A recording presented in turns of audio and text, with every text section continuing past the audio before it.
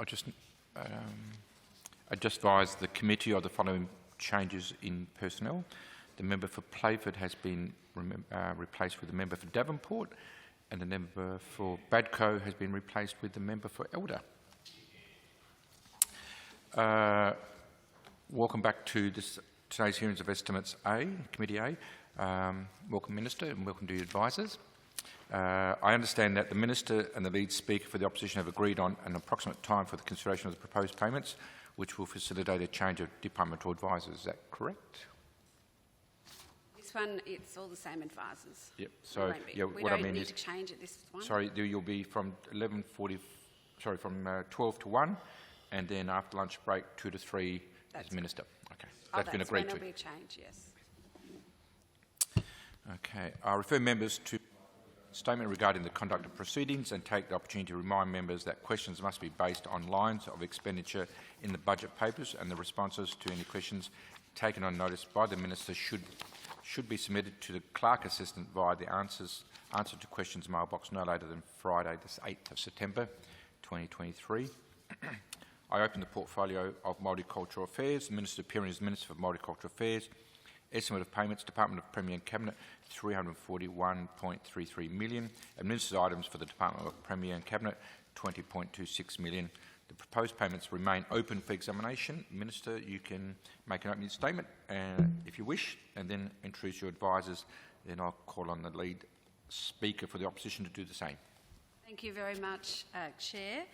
Can I introduce to my left Steve Woolhouse, who is the Executive Director of Communities and Corporate, the Department of Premier and Cabinet, and to my right, Justine Kennedy, who is the Director of Multicultural Affairs for the Department of Premier and Cabinet. I just speak briefly to say we went to the election in 2022 with the most comprehensive multicultural policy that we've ever put forward in South Australia.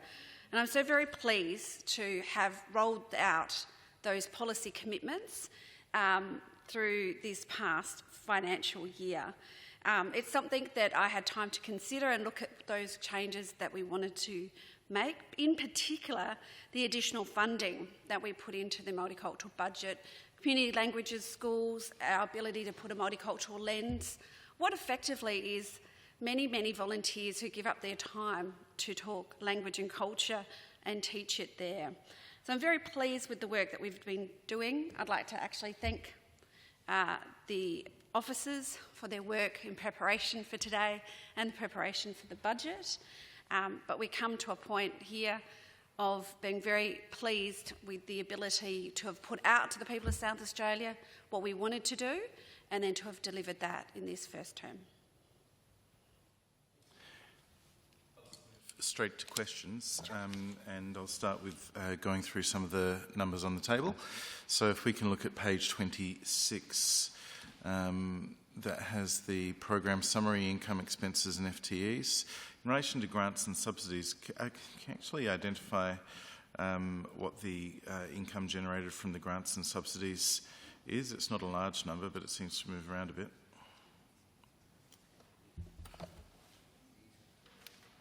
The top line. I know the numbers. Okay, sure. Thank you very much. So the income amounts relate primarily to the allocation of departmental corporate overheads across agency programs. There was also some returned grant funding recognised in 2022-23 and 21-22 through other income. Sorry, returned grant funding. So the income line that talks about grants is about grants that weren't fully expended and have been returned. So that would explain the minor variations. Okay, so just that first bit is the income amounts relate to the allocation of departmental corporate overheads across the agency programs. That's the income. Yes, that's it. That's all corporate overheads. Yeah, let's say corporate overheads. So that's income to the program, is it? Okay. Do you want me to get the briefing on corporate overheads and we can read that out? Yeah. I'm happy to express further about corporate overheads.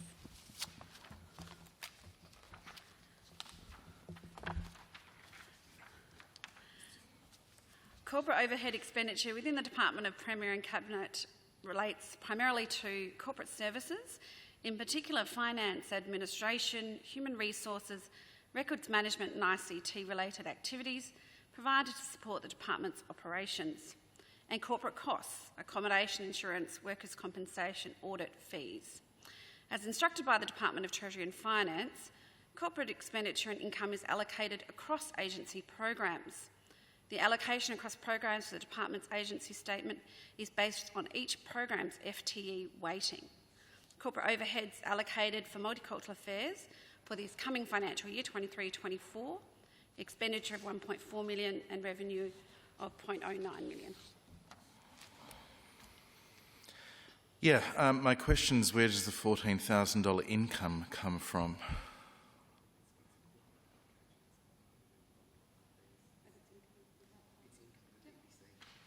Sorry, it's income for DPC that's allocated across. Okay, so that's fine. Yeah. So it's just a notional allocation for multicultural, but it's across the whole department. Yes. Thank you. Apparently we all have to participate. Yes, well, 14,000 coming in is a good one, but let's move on. To the sale of goods and services, is that also a notional allocation to this program from DPC's overall corporate overheads, or is that sale of goods and services the $74,000 something else?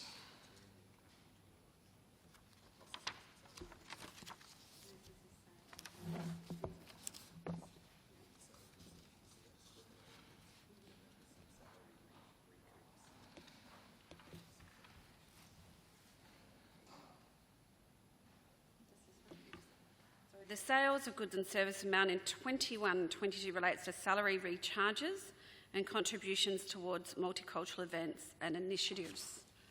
That's this one here, 418. In relation to the other income line that was $270,000 last year, can you identify where that came from? That was what I talked about before. There's some return grant funding. Right. As you may recall, obviously quite a few events that were funded weren't able to participate because of COVID, and they returned that funding. Have any of those events, in relation to any of those events, did the organisations seek to keep the funding because they had incurred costs, or is that $270,000 all grants that were returned that did not involve costs having been incurred for cancelled events?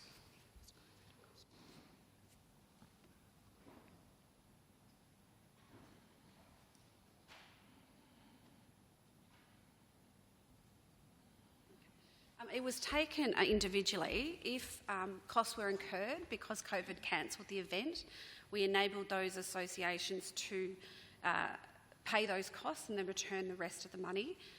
If it was cancelled, then the money was returned. And I presume that the events in question are from the previous financial year, but the return of the grants was in 22-23 because it took the admin a bit of time to be done? The vast majority was in 21-22. The vast majority was in 21-22. You may recall there was an exceptionally high amount in the Priorities Fund that then was distributed. When that was able to be happened. People obviously had to stop doing quite a few of those events for some time. Is it possible to get a list of the events in question that comprise that $270,000? I can take that on notice. Thank you very much. We'll go to employee benefit expenses, which is just continue down the page. It's gone from 1.9 million to 1.7 budgeted, but 2.6 actual, and then 2.8. Is that variance easily explicable? So the movement in employee benefit expenses is primarily because of reclassification from supplies and services expenses to reflect the FTE establishment within Multicultural Affairs, an additional FTE to deliver on election commitments, and the allocation of corporate overheads to the Multicultural Affairs program. That extra funding, was that allocated from somewhere else, or was that what some people would describe as a variance to budget? I think the Chair has encouraged us to use before. Is that new money, or is that a blowout, I guess is the question? Well, as you know, there was an exceptional additional amount to the portfolio in Multicultural Affairs, which was an election commitment. So it was part of that election commitment that was agreed to by Cabinet and then flows on to DPC, thus to Multicultural Affairs. But to be clear though, the election commitment, as I understand it, was in the 22-23 budget already. It must have been accounted for somewhere. Was it accounted for in another department and then moved here? So that explains the variance of 1.7 to 2.6 million. Or was this decisions taken since last year's budget that have increased the employee benefit expenses over and above the election commitment? Let's go back to what I've said to you before about reclassification, and that's some of the expenses that were there and reflected there. You're talking about the employee benefit expenses Yes. still? Yes. We've moved between the lines.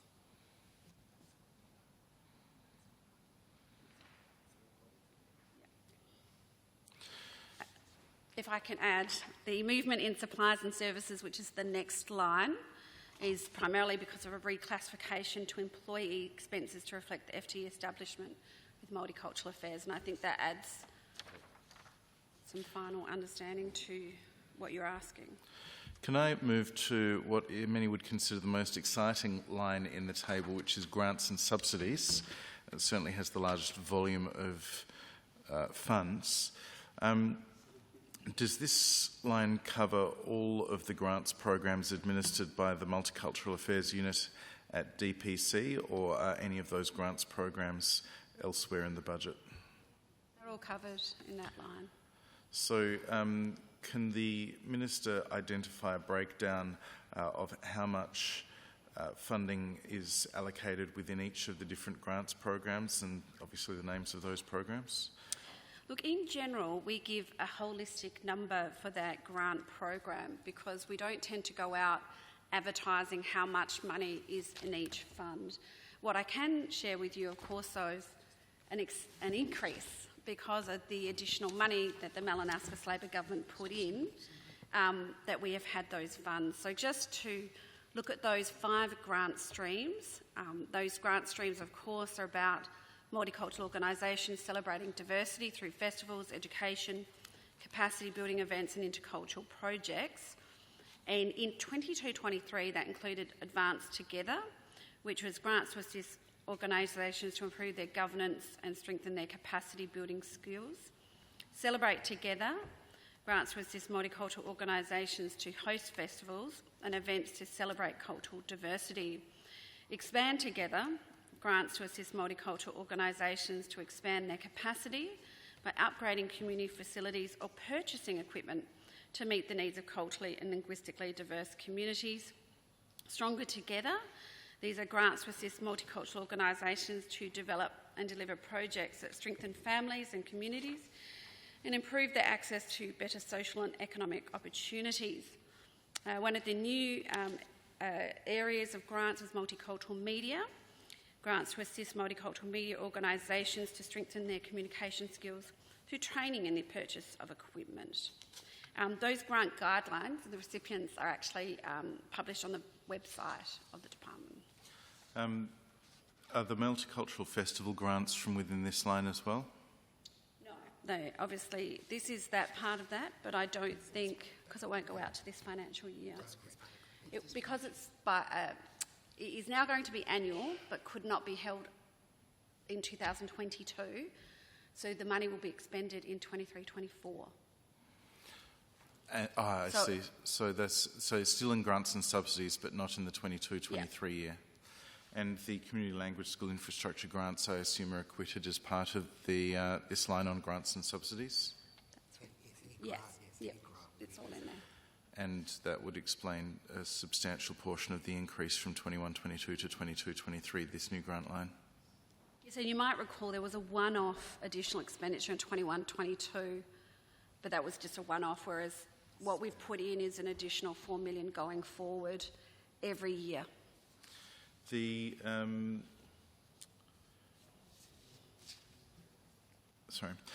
is the Minister able to appreciate what the Minister said about not advertising in advance how much is going to be in each of those grant streams?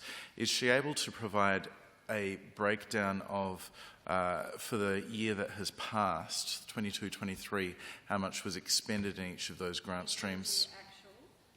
So I can say that the budget was 6.297 million, and in 23-24 we'll see an increase, of course, to 6.482 million.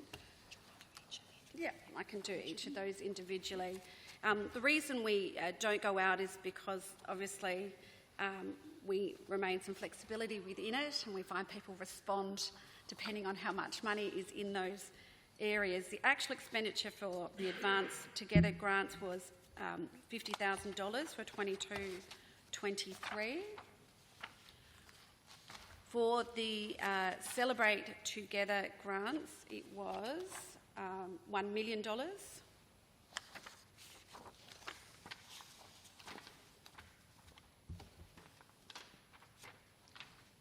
The expand was, I think, I have this here, 974,000 for expand, and Stronger Together was $615,000. Just talking about Stronger Together, that was actually a 2-year program.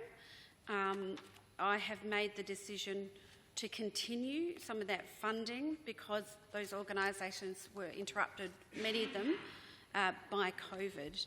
And obviously the whole point of Stronger Together is to strengthen families and communities, improve their access to better social and economic opportunities.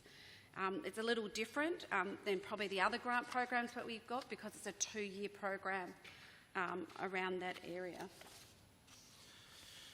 Can the Minister identify how many organisations applied for each of the grant programs in these streams and how many were not successful compared to those who were? Look, I don't have that detail here. My experience is that almost double the amount of money is applied for in almost every grant round that we have. Advance is different, of course, because that's a set amount. There is also incredible need and people, there is no limit on the amount of incorporated associations different groups choose to create. Member for Marietta, I know that you have had much experience, as I have, attending many areas, and what we see is particularly when new groups come in, they might all come together at one, and then we sometimes see some regionality within those groups and they'll start their own incorporated association. Therefore they all apply individually to do those applications. We acknowledge that, and so coming into government, that's why we put additional money into multicultural affairs, and particularly in the Celebrate we've been able to increase that amount. I appreciate that, Minister. I imagine there is a different experience related to the different purposes which the grants rounds exist. So I am interested to see whether it's possible to explore, even if it's just in terms of a data level, how many applicants there are compared to how many are successful in each of the different grants rounds, so that we can help identify whether there is a greater hunger in some grants than others, for example. Are you able to get that data and provide it? Notice, particularly with the data. Can I just say, particularly in the expand area, we've had lots of interest. I think particularly COVID, perhaps people weren't thinking about those expand areas as much. People certainly still wanted to come together and celebrate, and unfortunately many of those events were cancelled, often very late notice because of changes during COVID. But we certainly see an increase in interest in the expand side. And of course, within the election commitment, we had a focus on community transport and also on security as well in this last financial year. So we had some particular areas. I also changed some aspects of the expand grant so people didn't have to match the same amount. Again, I was several organisations had approached me to this.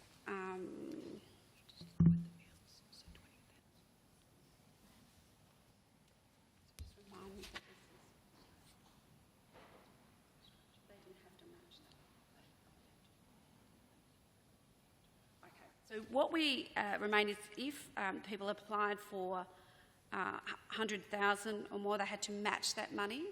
But if they applied for 50,000 or 20,000, they didn't have to match that money. And that, I had several associations, you may well have too, who found that their usual way of having income during 21 and 22 was disrupted. So they found it very difficult to match that funding. So I was listening to people, and then we made that decision to only make it at that much higher level. Thank you. Can I ask who made final decisions on how much each organisation would receive? Is that done by some sort of independent panel, or does it involve the Multicultural Commission? Sure. The amount is, the decisions around the grants has been consistent for many, many years, so not changed with the change of government. So each multicultural grants funding stream has a different grant assessment panel made up of 5 members. The panels are chaired by the Grants Management Advisor from Multicultural Affairs, comprise up to 3 South Australian Multicultural Commission members, 1 community expert and 1 government representative. So this was very consistent for some time. As the Minister, I note the outcomes of the multicultural grants programs, and I'm also responsible for notifying the successful grants recipients. The Minister said before that the grant recipients were on the website. Does that provide information in relation to how much each grant is, which grant stream it's under? And if not, will the Minister consider providing that? I would love it if that was on notice, for example, but it's up to the Minister.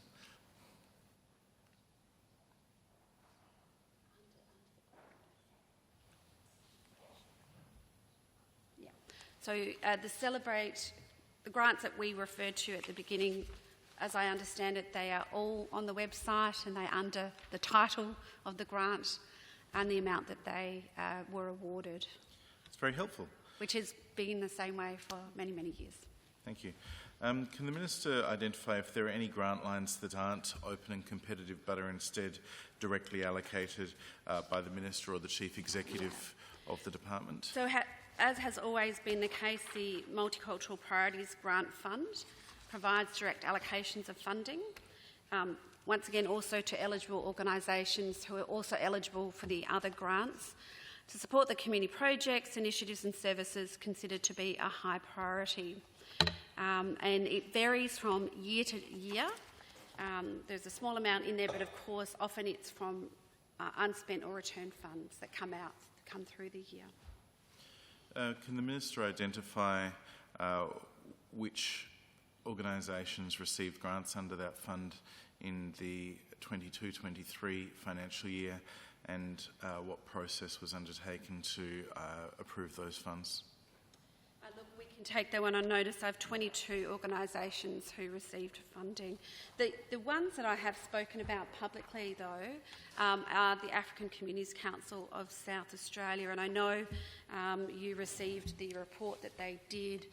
It was through the Multicultural Priorities Fund that I was able to support them, funding from 21-22 and 22-23 for then the following year, for them to be able to come together to write their recent report. So they were one of the groups that I was able to support through that Priorities Fund. Thank you, Minister, and thank you for the support for that important project. Is the Minister able to identify how much the total quantum of funds in that priority funds allocation is?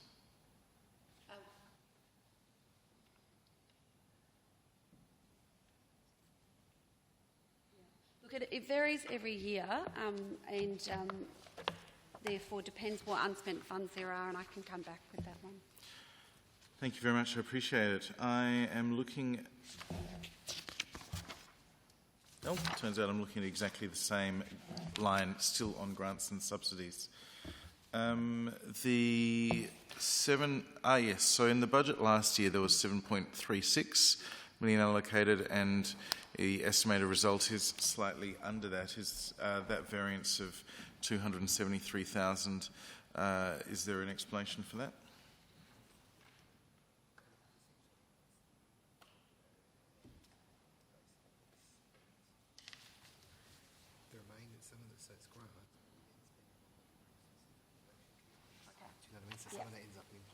expenses and so. Yes, so I'm advised that the grants and subsidies expenditure does comprise of the Multicultural Grants Program, which we've been talking about.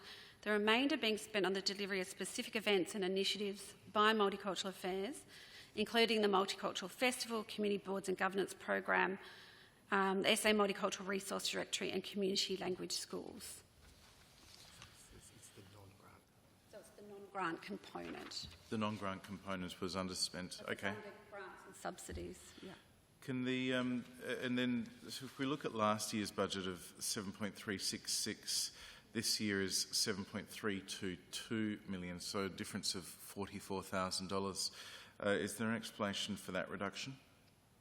Would like to understand the $44,000 difference? Yes. I was asking about a $12,000 grant before, and it took us a while. I'm a very So, no, interested the person when it difference comes to detail, Minister. Between that one and that one. Sorry, just can you repeat that again? Sorry, my apologies. So from the budget last year of 7.366, This one. this year the budget for grants is 7.322. And can the Minister explain the difference? Is that a drop This one. in terms of the internal departmental budget? Is that part of DPC's efficiencies, or how does that work?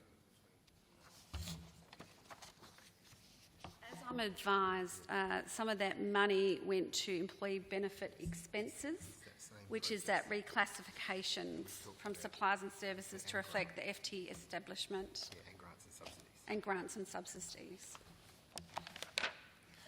If we go to the total expenses, the increase of $680,000 compared to last year. So we've gone from 9.7 million to 10.4 million. That would all be accounted for in the extra expenses that the Minister described before. Is there anything else that we've missed?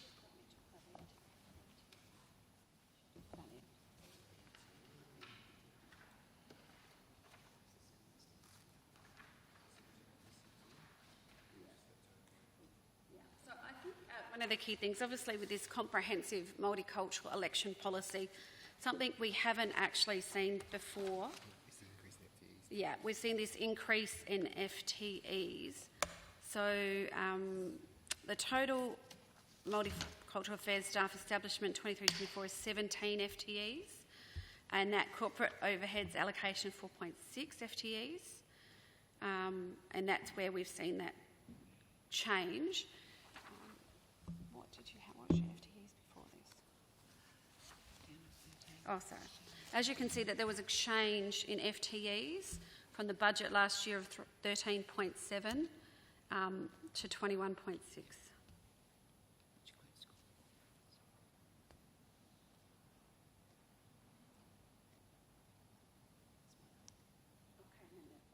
Right. So that's actually 17 people who are in Multicultural Affairs. I have given them quite a bit of work to do, and probably more than we expected, but they have delivered. So we've seen quite extensive investment and increase in the Multicultural Affairs FTE. Is the Minister able to identify the roles and levels of the new staff? Off the top of your head?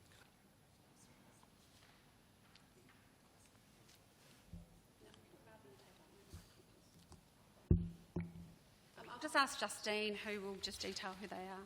Thank you. You're asking for the new people. Yep. Yep. So we have a ASO 7 that's in our policy area who is working on the election commitments. We've got an ASO 6 and an ASO 5. They're the three new staff. And the ASO 7 is a policy person working on the election commitments. That's There's 6 and the correct. 5 admin support for the office, or grant recipients? That's done within my Multicultural Affairs budget. Yes. So one of the areas that we've put people on is the Multicultural Festival. Yes. So So one of the things I felt that was done incredibly well was the 2021 Multicultural Festival. It had moved to Victoria Square. We had incredible involvement of a diversity of groups. And then, So we made a decision that that would be an annual event, then that annual event will start this year. What happened previously when it was biannual, you'd have staff come on for a period of time and then come off because it was seasonal. What we've been able to do is have those people come on at a full-time capacity and build that network that we've got there. We're actually going to host this Multicultural Festival on the 12th of November this year, and it'll be annual thereafter. We're expecting 7,000 people will attend, and people will get to enjoy up to 30 performances, 14 activities and 36 stalls. I was recently at a national multicultural ministers meeting, and I proposed that it was going to be the largest multicultural festival in Australia.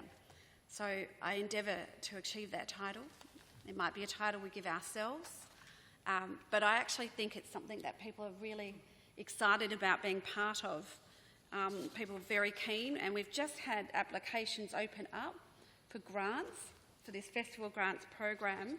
They'll open in April, close at the end of May, and that they're being reviewed by the Grants Assessment Policy panel at the moment. Lots of excitement in the community for that. So, bearing in mind the, maybe could I ask a simple question? Is it possible to get an org chart, an organisation chart for the staff, which is now up to, as you say, nearly 22? It's on our intranet. Oh, it's in the intranet. Oh, not on the internet? No, it's on our website. I think it's on the website. The website or the intranet site? It's on the intranet. I'm advised it's on the intranet. Could we But perhaps, possibly seek that on notice? Or you can say it now. Can you tell the 17 people? I could. Do you want me to try? Yes. I'm happy either way. Okay, I'll see how good my memory is. So, in my grants team, you're after levels, aren't you? Yes, that's helpful. Levels. So I have an ASO 7, I have 3 ASO 5s, and I have an ASO 3 to do the administration. In my events team, I have 2 ASO 7s, I have an ASO 6, 3 ASO 7s, apologies, and an ASO 6. And in my policy team, I have an ASO 8, 2 ASO 7s, 2 ASO 6s, and an ASO 5 and an ASO 3, and myself. That's my team. Bravo. Bravo. We could have the audio recording added to the intranet site and put it online. Does the unit or the program area have specific arrangements in relation to people working from home? And is there, if so, is there a plan and timeline in place for staff that have been working from home to return to mainly working back in the office post-COVID? Yes, particularly multicultural. No, they're all back on the floor. They're all back on. They're all shopping in city cafes and supporting CBD hospitality. I think some do have some flexible working arrangements. Sure. Part-time. Okay, so more about the amount of time that they're employed rather than working from home. Excellent. Well, that's good news. Thank you. I'm looking now at page 25, the second dot point.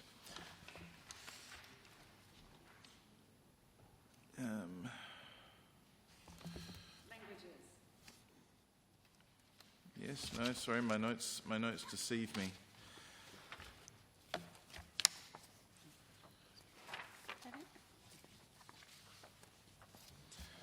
No, I think I'm going to move to a different one. Page 25. So, the fifth dot point, establish a multicultural chamber of commerce group to optimise the global connections of a diverse migrant community. Can the Minister advise who the members of the Multicultural Chambers of Commerce group are? Yes, certainly. I'm very pleased to talk about the Multicultural Chambers of Commerce group. One of the key points in the election policy that we detailed, the group has 25 chambers of commerce who are part of our group. The whole point is to build and strengthen relationships, collaborate and exchange ideas, maximise those business opportunities. But more importantly, and which is what I had great feedback on, is understanding the South Australian Government's key areas of investment and activity so they can be shared with their communities.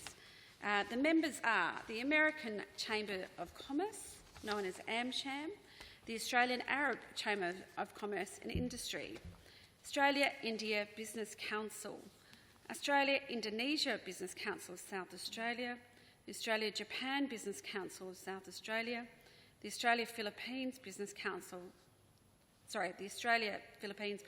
SA, Australia-Israel Chamber of Commerce SA, the Australia-Korea Business Council, the Australian-Asian Chamber of Commerce and Industry, the Australian-British Chamber of Commerce, the Australian-Malaysian Business Council of SA, the Australian-Vietnamese Chamber of Commerce SA, Business SA, Chinese Chamber of Commerce SA, Dutch SA, Australian-Netherlands Chamber of Commerce SA, Estonian Australian Chamber of Commerce and Industry, the French Australian Chamber of Commerce and Industry SA, German Business Chamber of SA, the Hellenic Australian Chamber of Commerce SA Chapter, the Irish Australian Chamber of Commerce, the Italian Chamber of Commerce and Industry, Shanghai Chamber of Commerce, Singapore Business and Social Association, Spanish Australian Chamber of Commerce and the Swiss Cham Australia.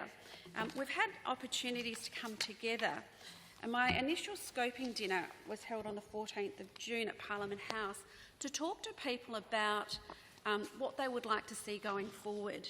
And that's when the idea came of a more informal event, but with a topic at the time. So in October 2022, we did our inaugural networking event at the State Admin Centre with Sam Crafter, the Chief Executive Officer of the Office of Hydrogen Power SA, presented on the government's hydrogen plan and renewable energy investment. Our second one was on the 28th of February 23, and Business SA co-hosted the second networking event at its premises, where the new Chief Executive for South Australian Tourism, Emma Terry, presented on tourism investment and opportunities. The third one is coming up on the 11th of July, be co-hosted by the Hellenic Australian Chamber of Commerce SA Chapter, in partnership with its member KPMG. Richard Price, the Chief Executive Officer of the South Australian Space Industry Centre, will present the State Government's commitment to the commercial success and growth of the space sector. I've been very pleased at the development of the Chambers of Commerce group, and I expect this time next year to announce we'll have even more participating. Thank you. And in relation to that very question of how the groups were selected, is everybody who is identified as a Chamber of Commerce able to participate? Are there groups that, if they were to come to the Minister now and say we'd like to be involved, they could be added to that group? We have focused on Chambers of Commerce. I have had several other groups ask of different associations if they could join. We've very specifically focused around Chambers of Commerce, but we've made it very open. I think we even got the original list from the Department of Industry and Trade to ask them who we should invite and scope that out. But it's open.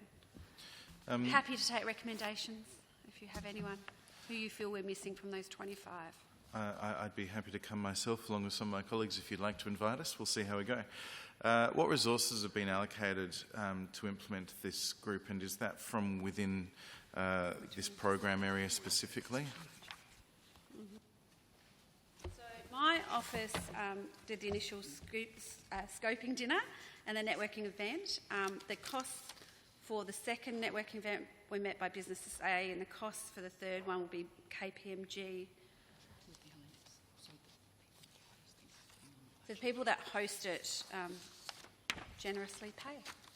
And apart from then, I imagine some admin staff assisting in the organisation, there have no other costs have been borne for the program? Yeah, one of the events people is allocated to assist in that. And sorry, that's one of your events people. Excellent, the ones we were describing before. Can I ask, is there any analysis being done of the program to inform its future rollout, or is that assessment being done by the Minister in her office? Well, it's only done its third networking, which is about to come up, so I would say it's still in its infancy.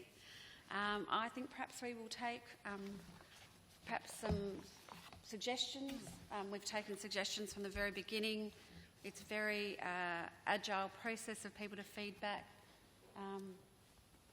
But I would say it's just starting. Given that there was nothing really happening in this space for quite some time, people proposed, as I said, I had this dinner in June of last year to say to people, would you like to establish the SITSA that was here before?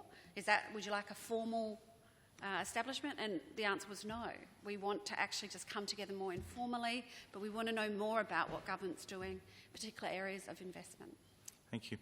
And in your invitation for suggestions, again, I'm sure the Honourable Jing Lee and I would be happy to come along, participate and provide feedback to you at any time that you would like us to. Thank you. I am discovering that page 25 that I had meant to go to before was in budget paper 3, not volume 3 of budget paper 4. So I'll go back to that one. Budget paper 3, page 25, it's the operating expenditure for general government. And the second dot point is Premier and Cabinet, projected to decrease by $72.4 million, primarily due to the timing of grant programs across the forward estimates. Can I ask how much of that $72.4 million relates to multicultural affairs, if any? No, if anything, I would say that our grant programs have gone up. So it's not us. So you're netting off against some other unit within the Premier and Cabinet Department? Well, I can only speak about my own. So no programs nor services affected by that in your area? As I'm advised, no. Very good. All right, we'll go back to the other budget paper. It seemed to bear more fruit. We'll first dot point introduce... first dot point under the targets is in relation to the Multicultural South Australia Ambassador Program. Can the Minister outline how the Multicultural South Australia Ambassador Program will be implemented? Yeah, we just added some more.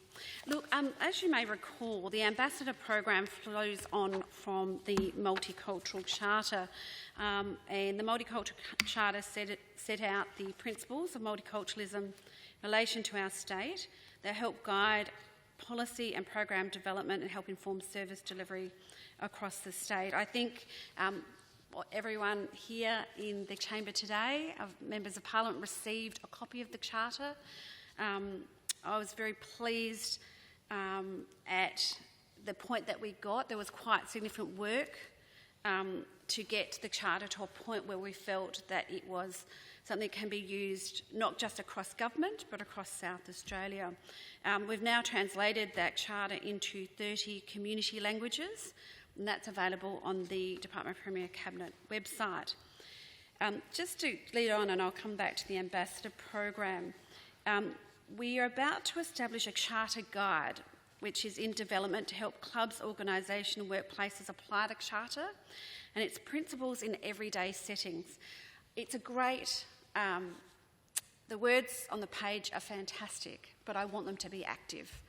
And I think that we all agree that the words exactly who we are and where we want to be, but we need to see that active. And particularly I'm interested in how workplaces apply the Charter.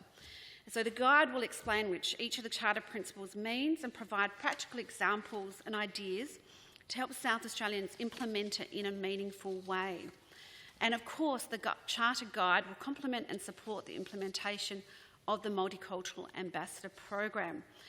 Now, I was interested in what they had done in Queensland, which had an ambassador program, but they have actually now suspended their program. And so we took the learnings from that opportunity of what worked and what didn't work. So it is an organisation-based program, but we're going to do it as a pilot over a 6-month period, and that will start next month in August of 2023. If I can tell you a little bit about that. So the Ambassador Program is to activate the Multicultural Charter and embed its principles within the workforce and business practices of our leading organisations. We are also guided by the work the Department of Premier and Cabinet have done to set targets and activate and embed the Charter in its workplace. So some of the targets might include but not limited to an increase in the diversity of employees within an organisation, introduce or strengthen the diversity, inclusion and practices and staff training, review of recruitment and retention policies to assess how they reflect the principles of the Charter and what improvements may be implemented. We want to make sure that the pilot is user-friendly and it's a tailored program for organisations. So far, I have had people who have expressed their interest. We've gone out and spoken to a variety of people. They include a membership organisation, a sales and service business, an international company, local government and a recruitment company. We will be obviously talking to them at length about the pilot. At this point, I'm not prepared to say the names of the company, but you will hear that in the near future. So what we really want them to do is, first of all, conduct an audit and establish targets, and that will be assisted with a project manager from Multicultural Affairs. We know that DPC, when they've done this work, has got these milestones over a 6-month period, but that timeframe might need to be extended. We asking them to have a senior management or HR staff engaged with the ambassador program through the pilot, to host 2 networking functions involving human resources, to invite a multicultural peak organisation or a diversity organisation to attend and discuss the program more broadly. But what we're actually asking them to do is an audit of themselves, and that would be a guided audit that they do. What we wanted to do is not go in saying to the organisation, you must do X, Y and Z to become and activate the Charter. We want to be more agile and work with them. What have they got now? Let's capture that data and what could look further forward. So I'm really looking forward to the pilot, and then we'll get a review of that and then we'll roll it out further. Like I said, we were guided and interested in Queensland who did it, but it was a much more, how would you consider it, much more intensive program and directive program, and it was a bit unsustainable. So we want something that's quite sustainable going forward. Thank you. There's a fair bit of information there, and I'm trying to work methodically through my memory of what's just been said. So we're talking about businesses being the ambassadors in the pilot. Was that 3 businesses you described? No, we're looking at about 6 businesses who have indicated their interest, and a diversity of businesses and organisations. And so the pilot, are they going to be ambassadors for 12 months, 24 months? What's the nature of the program? Do they become, if they want to stay, do they become perpetual ambassadors and you just add to them as we go? Or how does I think that's something the pilot program will have more detail around, and the idea would be, do they sign up every 12 months to be an audit, every 12 months to check what they've agreed to in their milestones? That hasn't been determined at this point. But what we want to do is work with them and understand and co-design the program with them. Do you have a target for how many ambassadors you would like to have once you move past the pilot phase? Not at this stage, no. How long do you envisage the pilot phase lasting for? 6 months. And has any work been... Sorry, if the pilot phase is set to be announced very shortly in the coming weeks, as I take it from the Minister's previous answer, then we're looking at that running for the second half of this calendar year, give or take a month or 2.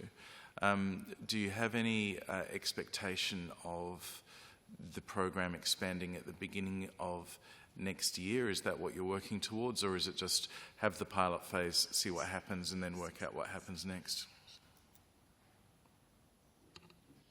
What I think we will do is do the 6-month pilot and then look at the scalability of the program. As we said, the previous program was had a lot of instructions and it was very directive, and the Queensland Government found that that was unsustainable going forward. People would get their ambassadors certification, but then not necessarily keep engaging. And my preference is to continue to have that engagement. In fact, I think some potential peer-to-peer or organisation-to-organisation mentoring will help as we go forward. So certainly our focus will be on scalability, but what we want to do is go through the pilot phase and reflect on that and then look at the next stages. So this time next year we'll get to talk about it in a different format, and I think we'll have some decisions about how we're going forward from that time. We might talk about it in question time. We might talk about it when we're at multicultural events. Are the organisations volunteering? Do they get remuneration? I assume they get certification, some sort of certificate that says that they're ambassadors. What's the arrangement for them? The idea is that we've approached different people because what we wanted to do was have a diversity of types of organisation. I've outlined those that have indicated, and to see what works for them. The certification is one model or acknowledgement of the work that they've done, but I think certification is static and it's kind of a point in time, and the whole point is to embed these principles into your HR. It's about being more inclusive and recognising those areas. To be frank with you, a lot of the people we're talking about at the moment are much larger organisations that do have HR. I personally think probably more the challenge will be some of our smaller businesses and how we work with them. So I think the work that we do in the pilot program will give us some guidelines to how then we might, as I said, that peer-to-peer mentoring. We do have some money put aside for this program within Multicultural Affairs, but the people participating will not be paid. The guided audit, I think the Minister described it as, presumably is that guided by staff within Multicultural Affairs, or is there an agency that's going to be brought in to assist? No, it'll be guided by Multicultural Affairs.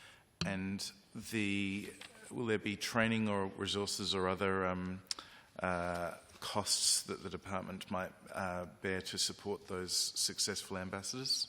Well, the allocation is $30,000 over the next per annum for the next 3 years. So $30,000 is the cost of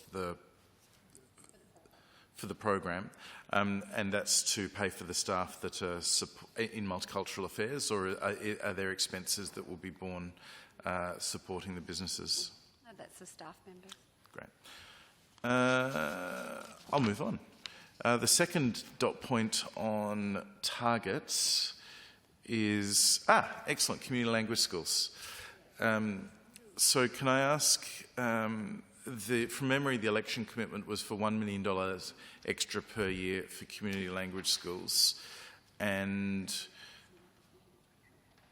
this, I understand that it's been settled that this funding will remain within Multicultural Affairs and is entirely separate to the funding provided by Education Department, which might be, largely it's a per capita funding to the schools, but there are different aspects to it.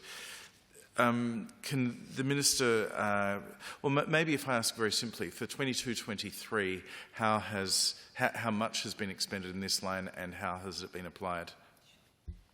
As you know, this is something that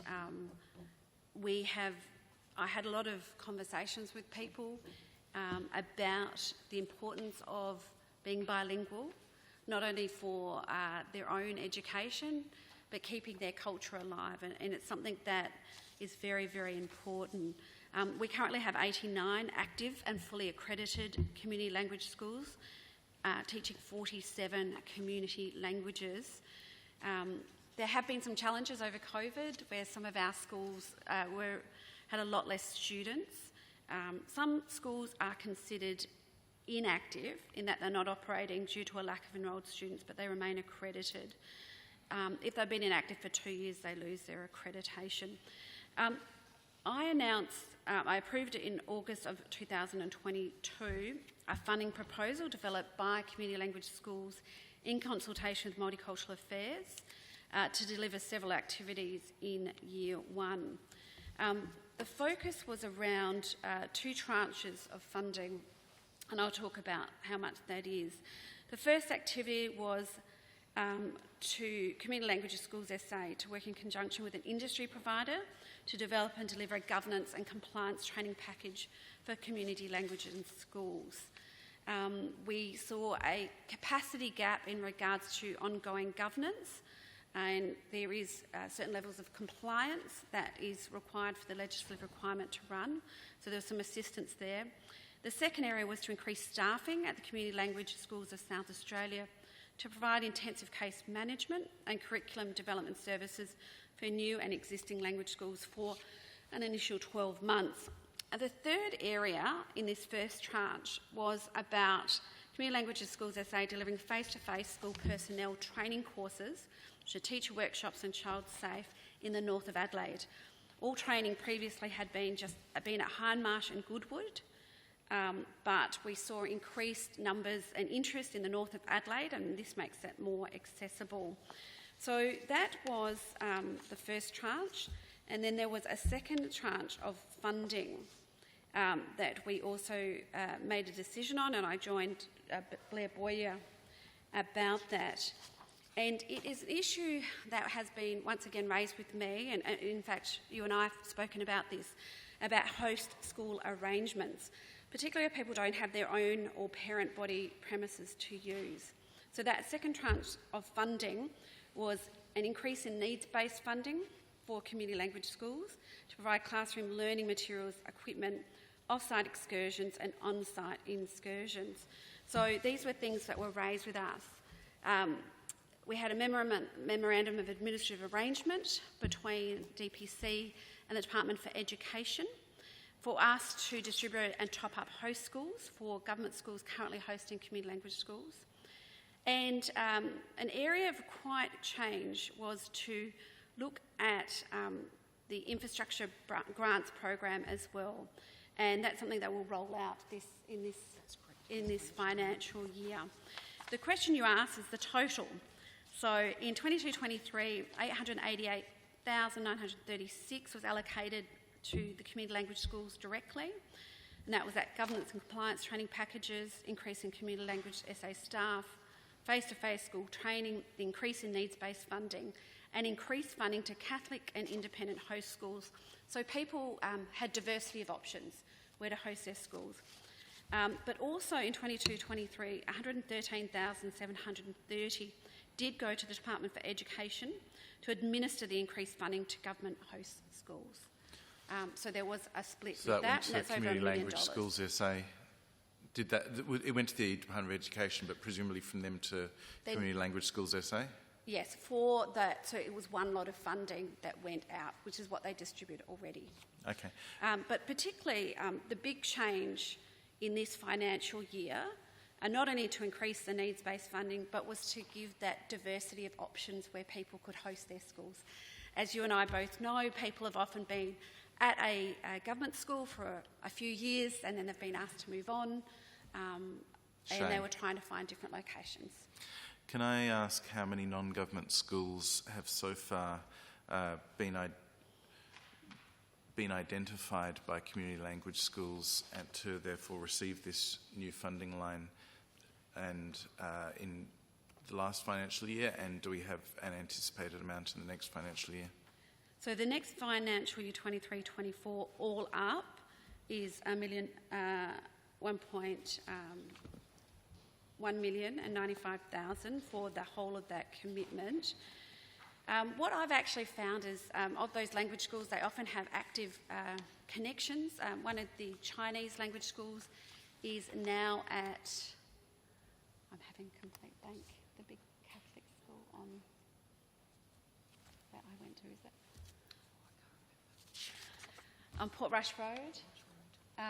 And they've had enabled them to have all the room that they need there, and they can deliver it. So what we've seen is people within those, often they might have students within their language school who are already attending these non-government, Loreto College, yes, attending these non-government schools anyway, and then they have suggested to the people that manage the community language schools that perhaps they should approach the school. Yep. And I think with this additional funding, it's made it more attractive. Can I ask one last question, sir, in relation to infrastructure grants to community language schools? They're advertised at $100,000. How much has been expended to whom, and how much have they got, and how much is proposed for next year in that grant So line? we're going to run that infrastructure grant round every 2 years. The Bulgarians Educational Friendly Society had some money there, and the Islamic Society of South Australia, the Overseas Chinese Association of South Australia, the Croatian Club of Adelaide, the United Vietnamese Buddhist Congregation of South Australia Incorporated, Afghan United Association Incorporated, Alliance Française d'Adelaide Incorporated, and the Greek Orthodox Community and Parish of St George Ethnic Schools. And that's on the website. And the allotted time having expired, I declare examination of the Multicultural Affairs and the proposed payments for the Department of Premier and Cabinet complete.